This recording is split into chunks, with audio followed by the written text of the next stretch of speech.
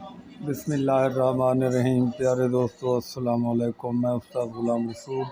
آج کا موضوع ہے قربانی کے بکروں کو موٹا کرنے کا آسان فارمولہ۔ میں آپ کو بتاتا ہوں، اس سے پہلے جو نئے دوست ہیں وہ چینل کو سبسکرائب کر لیں اور لائک کا بٹن بھی دبائیں۔ پیارے دوستو، یہ جو قربانی کے ہم بکرے پالتے ہیں، ان کو ایک ہم طریقہ کار سے اگر خوراک کھلائیں گے تو کم خرچے پر ہماری آمدنی زیادہ ہوگی۔ وہ کیسے ہم کریں؟ ہم سب سے پہلے بکروں کو خشک چارہ کھلائیں، جن میں چنے کا، مونگی کا اور گوارا اور مونگ پھلی، یہ 4 خشک چارے ہوتے ہیں، یہ ان کو کھلائیں۔ نمبر 2، ان کے معدے کا بہت زیادہ دھیان دیں۔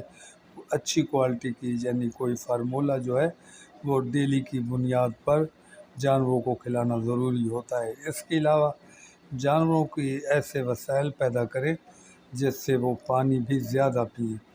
یہ ایک ضروری کام ہے۔ جب وہ پانی زیادہ پئیں گے اور خشک چارہ کھائیں گے تو میں سمجھتا ہوں ان کے ہاضمے کا بھی دھیان ہوگا، تو وہ پانی بھی زیادہ پئیں گے اور کھائیں گے بھی پیٹ بھر کے۔ جب پیٹ بھر کے کھائیں گے اور انشاءاللہ تعالی ہضم کریں گے تو پھر آپ کو اضافی خوراک جیسے گندم، مکئی، چنا وغیرہ، روٹی کے ٹکڑے، یہ ہم کھلاتے ہیں۔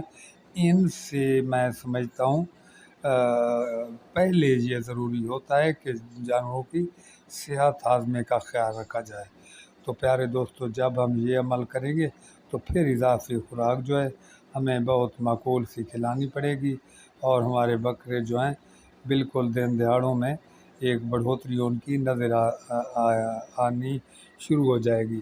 جب ہم ان کے معدے کا دھیان نہیں دیں گے یا خشک چارے نہیں کھلائیں گے، صرف سبز چاروں پر رکھ دیا، تو پھر میں سمجھتا ہوں اگر ہم جتنی بھی اضافی خوراک کھلائیں تو میں نہیں سمجھتا کہ ہمارے جانور جو ہیں موٹے تازے ہو جائیں گے یا زیادہ کوئی منافع کریں گے۔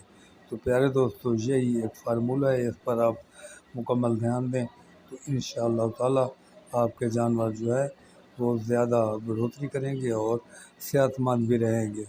تو پیارے دوستو، آج کے لیے اتنا ہی۔ اگلی ویڈیو تک میں اب اجازت چاہتا ہوں۔ اللہ حافظ۔ ناصر۔